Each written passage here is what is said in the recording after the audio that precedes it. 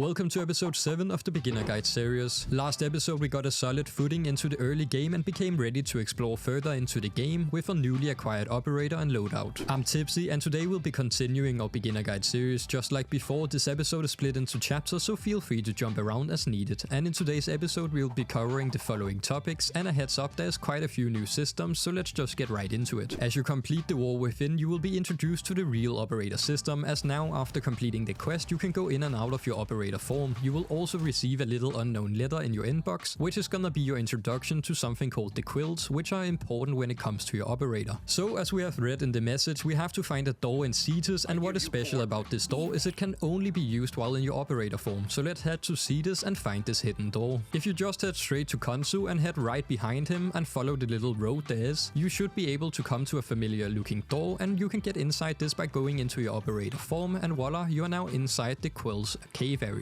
In this cave you can find a man called Onko, which if you remember from one of the earlier story quests, we already kind of know who this is. Onko is also the Quills Syndicate person, so here you will have access to level up the Quills Syndicate and buy stuff from the Quills, which we'll be getting into later down the line. Talking with Onko here will reward you with your very first amp, which is the operator's special weapon, and they come in various types, as the amp weapon can be mixed and matched between 3 different main parts, and these parts are called amp parts. That means certain combinations of these parts might make a highly single target laser, while other combinations of the parts might make somewhat of a AoE seeking arrow type of a weapon. So depending on the setup it will change the amp. We will not be going fully into crafting an amp currently, as I would say that is a little bit further down the line, and to craft some of the good ones, the combinations such as 177 or 777, we will need to farm Fortuna standing, and even just to get the one I personally use on my main account, the 147, which is a more AoE orientated amp, which I personally like more. For that we will also need to farm both the Ostron standing and the Fortuna different Syndicate standing. So if getting a better amp is something you want down the line, I would highly recommend working on the open world Syndicates from Cetus and Fortuna, as those are the 2 important factions for acquiring your amps down the line. Later in the series we will be covering amp crafting, just not yet, as we don't have the standing and unlocks needed to really use it yet. So for now we will just use the mode amp, which Onko just gave us for free. But the mode amp doesn't really automatically equip, so we need to go back to the operator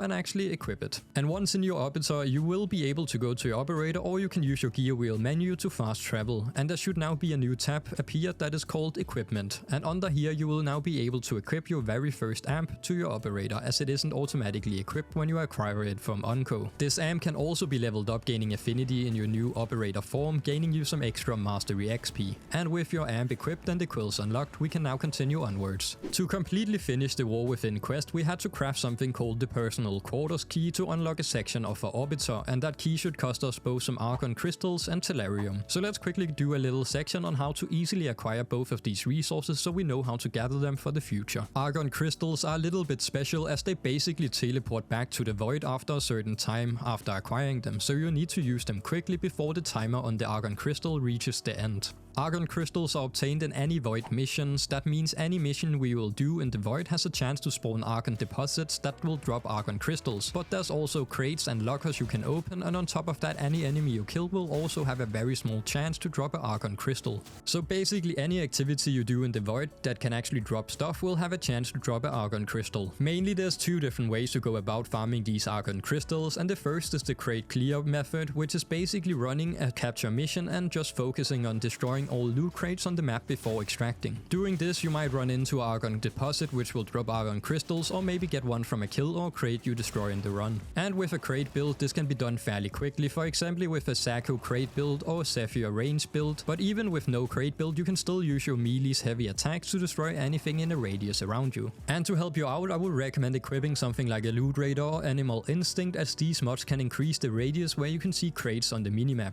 So in short, for the first method you just want to go into a capture mission in the Void and destroy all the crates you see on the minimap. If you get lucky there might also be an Argon deposit, which is guaranteed to drop an Argon Crystal, but overall just destroy every crate and then extract, and you should be able to get an Argon Crystal every now and then by doing this method. For the second method we are going into the mod survival mission in a public squad to increase the enemy spawn rates. Basically while the mission runs we will also be running around clearing crates, but since it's a survival mission our main source of Argon Crystal here is killing enemies, as they have a small chance to drop an Argon Crystal when killed, and as you can see here from a pretty lucky 20-minute one, we got quite a few Argon Crystals. And that is basically how easy it is to acquire Argon Crystals, but it's still a low drop rate, so keep that in mind. Now for everyone's favorite resource, Tellurium. It has an incredibly low drop rate, but on the plus side you only need around 120 in total to craft all the weapons and warframes. Still, this resource can be fairly annoying to farm because of how rare it is. I even have a video covering how to farm it where I tested out different methods and tracked how many runs I could go without getting a single drop. So Tellurium is a rare resource that normally drops from Archwing or Railjack missions. That means any mission with the little Archwing icon on it or any missions in the Railjack section. The most popular way to farm Tellurium is by using a loot frame in the mission Ophelia on Uranus, as it is a survival mission but also submersible, which means enemies count as Archwing enemies and can drop Tellurium in this mission. Basically just farm this mission for however long you want to, and hopefully at some point Tellurium will drop. A 15-minute run could get you 1 or 10 if you're lucky, or 0 if you're not, so just keep that in mind. On top of that, I recommend trying to get into a full squad, because on normal mode in Warframe, enemy density scales with how many players are in your squad. That means playing solo will give you about a quarter of the enemy spawns compared to playing in a full squad. And more enemies equals more chances for Tellurium to drop.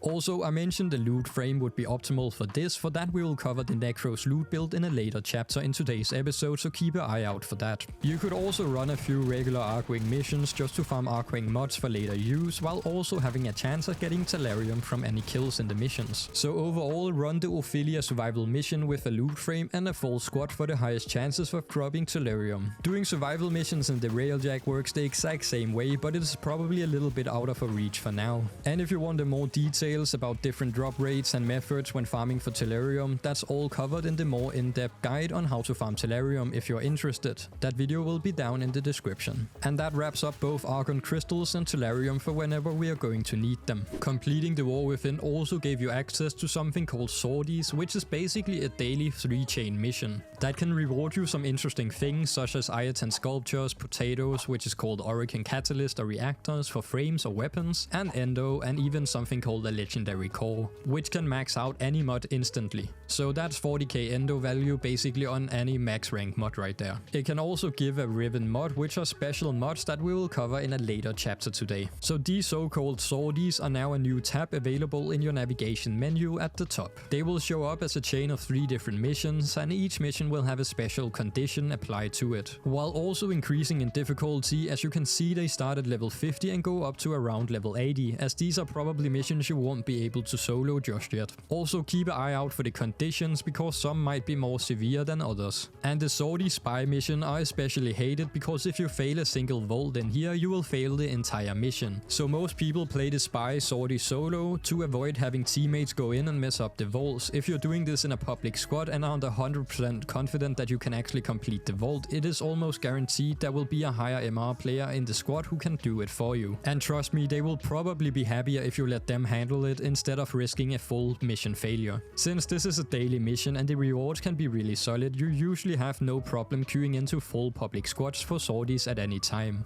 So I highly recommend not doing them solo, except for maybe the spy one. That is just my personal take. And if you got time, I highly recommend trying to complete your daily sortie, because if you get lucky you might even pull a legendary core. And rewards like the potatoes and Rivens are also fairly nice, and you can even get a 3-day booster, which can be really nice to have. And completing the full sortie chain usually takes around 10 to 20 minutes depending on what mission types you get. So if you're looking to something to add to your daily Warframe routine, this is a great option to add. And now for something a little bit more niche, which is called the Somachords, which are unlocked with your personal quarters. This is a small collectible system that basically unlocks background music for your Arbiter.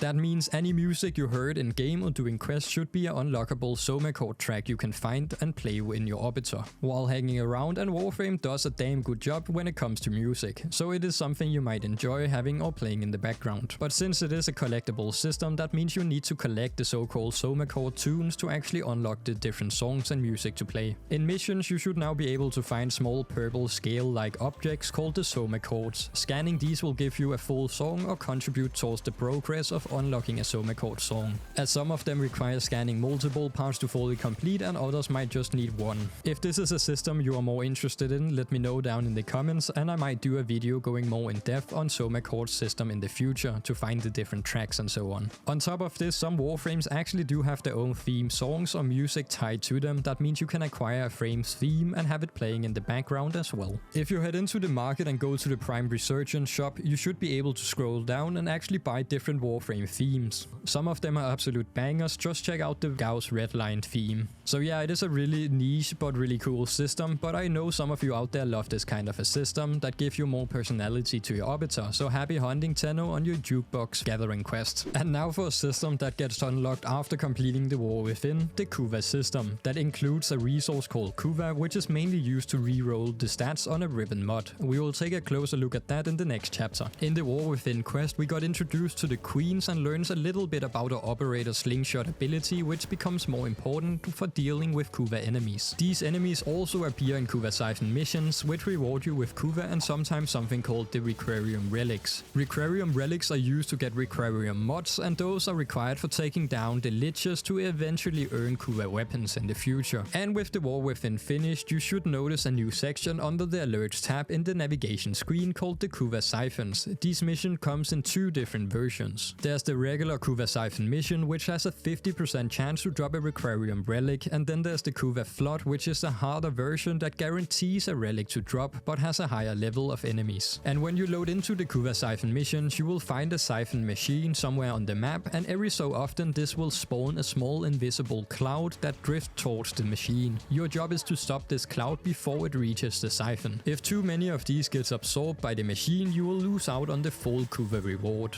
You should hear audio cue when a cloud spawns, and one of the Siphon braids should point in the direction it is coming from. You should also be able to use your scanner to see the cloud more clearly. And to destroy the cloud, you will either have to void dash through it or shoot it with your operator. You need to destroy the 4 clouds, one for each braid, to fully complete the object. If you get all 4 braids, the Siphon explodes and your squad get rewarded with Kuva. If the Siphon manages to absorb 8 clouds, it teleports away, only giving you a small reward based on how many braids you manage to destroy. The main reason you want to farm Kuva is for rerolling stats on Riven Mods, and we will go over that now, but there's also some recipes in the game that will require Kuva, so it is just good to know how to farm it. Now that you have finished the War Within, you are rewarded with your very first rifle Riven. These are pretty unique in Warframe and can make a massive difference in how strong your weapons are, and you can reroll the stats on these Riven mods to get different modifiers. And if you get the right ones, you can even turn a weapon into an absolute powerhouse. In some cases, Riven can be way stronger than their regular mods, depending on the weapon and the stat you roll on it. Each weapon in Warframe has something called the Riven Disposition, which basically controls how strong the Riven can be for that weapon. You will start seeing a disposition value once you actually get a veiled Riven in your inventory. The disposition ranges from 0.5 to 1.5 and is shown by a set of circles on the mod. More veiled circles mean stronger stats. Also, less popular or weaker weapons usually have a higher disposition, meaning they will get stronger stats on their Rivens. While more popular or meta weapons have lower disposition, so that means that the Riven strength or disposition is tied directly with how popular the weapon is from the last patch. And now let's talk about how you can actually acquire or obtain Riven mods in Warframe, and since we are still relatively early in the game, we don't really have access to all the different ways we can earn Riven mods yet, but we do have access to the Sortie mission currently, so that means we could be able to get one each day in the Sortie mission if we get lucky on the common drop table. And we went over the Sortie missions earlier in the episode, so you kind of know already how it works, but the Rivens are in the daily common reward table of the Sortie missions. And once you complete the Chains of Harrow quest, you will also unlock another method to get at least 2 Rivens each week. And if you want a full breakdown, I actually got a video guide that goes deep into how Rivens work and how to get them, so definitely check that out if you want a full picture of the Riven mods and how they work. There's also different types of Riven mods depending on the weapon class. Since we just picked up a rifle Riven, that one works for the primary weapons, but not for shotguns for example. The shotguns have their own separate category, and here's how it breaks down. So the rifle Rivens are for most primary weapons, but not shotguns. The shotgun Riven are for, well, shotguns, and the pistol Riven are for secondary weapons, and melee Rivens are for any melee weapon. Then there are some special Rivens for customizable weapons. The Kitgun Rivens can be used on both primary and secondary Kitguns, but once you unveil the mod, it will lock onto a specific Kitgun. Then we have Saw Rivens that are the same idea, but just mods for swords, the modular weapons for melees. There's also Argon Rivens for your heavy weapons and even companion Rivens for your pets. It is worth noting that when you first get a Riven, it is veiled, meaning that it doesn't take up a Riven slot until you equip it. Once you do, it will give you a challenge on top of the Riven, and completing that challenge will unveil the Riven into the Riven, and it will then become a mod for a specific weapon within that category. So once you equip a Riven and complete the challenge on it, it will be unveiling a random Riven for that specific weapon in that category. That means completing a rifle Riven will give you a Riven for that specific rifle in the game, and then that Riven can only be equipped until the weapon or the variant of that weapon. That means, for example, if you get a rifle Riven and it turns into a Burston Riven, you can only use it on the Burston weapon class. That means the Burston or the Burston Prime and so on. You can't use the Riven on any other weapon than that specific weapon. The Riven will also be given some random modifiers, anywhere from 2 to 4 stats, which can include both positive and negative stats. These stats can drastically affect how the weapon performs, so understanding how they work is pretty important. And here is where the importance of rerolling Rivens comes into play, as the Kuva you have obtained can be used to completely reroll the stats on the Riven, making the Riven extremely powerful if you get a good roll. As you reroll the Riven, the mods will keep count of how many times the Riven has been rerolled. It starts off pretty cheap and becomes more expensive the more you reroll it, until you hit the maximum cost of 3,500 Kuva per reroll. Also keep in mind that you only have a certain amount of Riven slots, so don't just go ahead and equip every Riven you obtain as you get them. Think about the weapons or type of Riven you want to try and get and go from there. Keep the slot count in mind, because as soon as you equip a Riven onto a weapon, it will begin to cost a Riven slot from there. So Rivens are a more endgame system, so we do not have to worry about it currently. But as you reach endgame and try to min-max different builds, this system becomes very important, and with this section most of the basics are covered. But again, if you want to dig a deeper into the system, my Riven video covers the stats and numbers more in depth if you want to have a deeper look at it. And that video will also be down in the description. So as mentioned in chapter 2, a loot frame can make farming for resources quite a bit better, so let's go over a Nekros build for farming resources, as well as some things you could get to greatly improve your overall farming efficiency. The reason we are using Nekros is that he is easy to acquire and build for farming frame in Warframe. Nekros also has the ability called Desecrate, which is his third ability that gives you an extra chance for loot to drop from fallen enemies. But to reach a decent early game build for Nekros, we will require some trading for mods if we haven't reached rank 5 with the Red Veil or Parent sequence yet. Also, if we don't get lucky farming the Corrupted Vaults, we might also need to get a specific mods from those. So keep in mind we might do a little bit of trading to get the mods we don't currently have. So the first step is going to be getting on Nekros, which we should already have if you have followed the series so far. Otherwise you can farm Nekros on Atomos in the Magnesidium mission. And then you wanna just level him to level 30 in either the Sanctuary Onslaught or any mission you see fit, such as Helene could be one of those. And with that, we are now ready to begin working on our Nekros build. First, I would put a potato, a Orokin reactor into Nekros to gain a little bit extra capacity, so we have more to play around with. The build will be a Despoil, health, loot Nekros with a bit of survivability, and the mods we will be running for this Nekros build will be Vitality and the Physique Aura mod for even more health. And the Despoil mod will turn your third ability into costing health instead of energy. Then we will be running a Tellurium, so we have a better uptime on both health and energy, as Nekros ability also increases the chances for health and energy drops. Then we want to use Stretch to get the most out of our range on the abilities. And to keep ourselves alive while not being targeted, we will use another augment mod called the Shield of Shadows, making your fourth ability minion takes a percentage of your damage instead. Then we have Blind Rage, giving us more ability strength, which will buff our second ability called Terrify, making us capable of armor stripping enemies. So any yellow health bar you see can be turned red instead if you fully armor strip the enemies, making Grineer enemies extremely easy to kill. But as Blind Rage gives us a minus efficiency, we are gonna be using the Flow mod to counteract with extra energy cost. Or you could use the Streamline to negate a bit of the efficiency loss from Blind Rage. Lastly, we will be running the Continuity mod to have a longer upkeep of our minions. And with that, we should have a fairly cheap but solid early game build for Nekros. There's definitely more variants of this build out there. I just feel like this gives you a great starting place for a solid early game build for Nekros. So let's quickly go over where to get these mods we don't have currently, as you should probably have obtained the others while passively playing. So the mods we will cover will be the Despoil, the Shield of Shadows, and lastly the Blind Rage. Despoil and Shield of Shadows are both Nekros augment mods and are normally obtained at rank 5 with either the Red Veil or Parent sequence. But if you haven't reached rank 5 yet with one of those Syndicates, we will be looking at trading it with another player.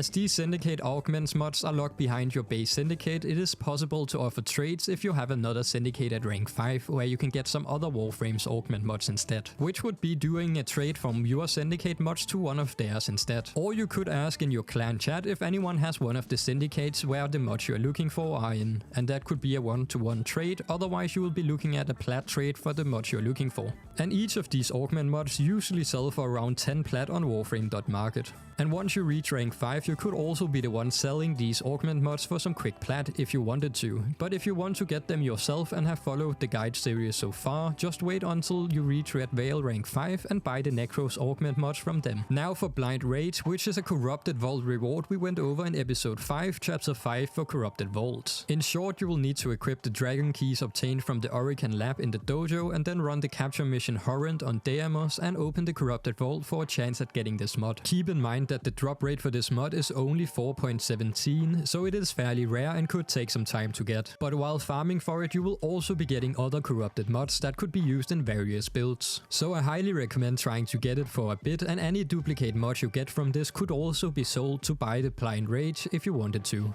Otherwise, I would say do a few corrupted vaults, see if you can get it, and once you feel like you have done enough, just farm some Plat from relics and selling the prime parts to gather enough Plat to actually buy the Blind Rage. As it should be around the 15 Plat mark, Blind Rage is also used in plenty of other builds, so it is a great investment if anything. While if you are quite efficient in farming the corrupted vaults with your Rhino, you could have a shot at this mod every 2 to 5 minutes. Overall, this build, if you have bought all the mods with platinum, will cost you around 35 platinum for the mods, which can be earned fairly quickly if you run relics and sell the prime parts, or run corrupted vaults and sell some mods from those, or even if you have reached rank 5 with your Syndicate such as Steel Meridian and sold some augment mods from there. You should be able to reach the 35 platinum in no time, and also keep in mind that the 50 plat you get in the beginning of the game is not tradable. So you can hover over your Plat in game to see how much personal Plat you have, which cannot be traded, just to be on the safe side before trying to trade. Also, this is technically your real first Warframe build as of now, and you can even build upon this build, making it stronger for endgame content such as a Nekros Steel Path build. As the Steel Path Nekros build also used Despoil and Shield of Shadows, while Blind Rage is used in a lot of different builds in Warframe. So overall, this would be a great investment for the future anyway. So now that we have the build, we will be going into missions with Nekros, and preferably the survival missions, as they are endless and enemies keep spawning in. Also, while playing on normal mode, a good thing to know about is the enemy density and how it works, because it is connected to how many players are in your current squad. Playing solo mode on normal will only spawn 1/4 of the normal amount of enemies, meaning playing in full squads compared to solo play will give you 4 times the enemy spawns, making it way better for farming. So in short, the more squad mates you have, the more enemies will spawn, and on Steel Path it is always set to max enemy density, so this only counts in normal missions. Now that we know how enemy density works, let's go into the abilities Nekro has. And now in any missions with Nekros, your third ability, Disintegrate, works around the Nekros in a radius, as quickly seen when casting the ability, and this is the important ability, as any enemy dying inside this area will have a chance of dropping their loot pool a second time. This also counts multiple times on the same enemy as if they are sliced up, because slicing up an enemy into 2 parts means Nekros ability will run the chance to drop bonus loot on both parts of the enemy. Normally your Disintegrate or third ability will cost energy when using it, but with this build we are using the Despoil, which will be taking damage every time an enemy dies instead. And this is where Nekros passive actually comes into play, because Nekros passive actually heals us a bit every time an enemy dies in radius of us. And then we will just be using the energy and health orbs to actually keep us topped off. This will also drop more often because of the third ability, so this should be done with no issue. Then you can actually spawn in your minions with your fourth ability to take aggro from you and take a percentage of the damage you should take, and keep you alive for longer. Also, as the longer the survival mission goes on, the higher the enemies will scale and the more damage they will do. So having an extra little thing to take aggro or take the shot from you is a huge help here. Then you also have your second ability, the Terrify, Purify, which actually disoriented enemies in a radius around you while also armor stripping them, making any enemy with armor easier to kill, especially the Grineer enemies. This ability is also great if you're getting pushed into a corner or taking heavy fire, as it makes the enemies run away from you. So overall, the Nekros have an extremely nice kit for different situations, and one of his strengths compared to other Luke frames is you can be way more mobile, as all of your abilities basically follow you around while also having one of the easiest full armor strip abilities to pull off, as you don't need a very high amount of ability strength to actually reach 100% armor strip. And now a last thing for the bonus loot stuff, the Beast Companions with a Resourceful Retriever mod on it will allow you to actually have a chance at doubling any of the pickups you get while farming on your Nekros, so I highly recommend getting that. Resourceful Retriever can be gotten from the sun in the Necrolist by hunting one of each animal in the open world area of the Cambion Drift. Then with those tags you get by hunting, you can then buy the mod and equip it onto your companion, but it has to be a Beast Companion. And with that, we now have a beginner Nekros build that should be able to take on most of everything we have access to so far. And now for some alternative weapon builds, as I've heard some feedback on the topic of weapons and not everyone wants to run with a shotgun. So in this chapter I will quickly go over a few different builds you could go for instead of the shotguns at this point, just to guide you a little bit in the rifle and secondary compartment, but do keep in mind that you will have to grind for some of these mods as we did with the hack, but we will just quickly go over the builds, and I would recommend trying to look up for the mods yourself on the official wiki page, which I will leave a link to down below so you can see all the areas the mods drop in and decide for yourself where and how you farm these mods that you haven't acquired yet. First is the Soma, which is a more fast-paced rifle with high innate crit chance, so preferably you want the crit build, but an early rifle build for this weapon could look something like this. Rime Rounds, which is gotten from tier 2 spy mission, Malignant Force, which is dropped from Corrupted War in the Void, Vital Sense is dropped from B rotation in Dark Sector's defense missions and other areas of the game, as well as from certain Corpus enemies. Vigilant Armaments is a Cetus bounty reward, and Segregation you should already have. Then we have the Split Chamber, which is the same as Hell's Chamber but for rifles instead, and is dropped from tier 3 defense missions in C rotation. And some other places also have a chance to drop this. Lastly, we have Point Strike, which you should already have. And as seen here, this build works fine in normal star chart, so if you wanted to go this direction, this is one possibility to do. Also, this was a Soma build, but should also work on most of the faster paced rifle weapons as well. Then we have the Atomos, which is a secondary laser weapon with innate heat, is also great overall, and this build would look something like this. Carnage Stinger or Sure Shot if you got it, but Carnage Stinger is one of the easier ones to get and is gotten from the Necroless bounties. Then you need Hornet Strike, which you should already have, and Barrel Diffusion, which is from Dark Sector defense mission in C rotation or from some Orokin mobs. Then we have Lethal Torrent, which is a nightmare mod that drops in C rotation, meaning you will have to do nightmare missions on Uranus, Neptune, Pluto, Ares or Sedna. Then we have Frostbite, which is a tier 3 spy mission reward in C rotation. Then we have Pistol Pestilence, which is gotten from Corrupted War in the Void, and lastly we have Scourge, which is also gotten from C rotation in tier 3 spy missions.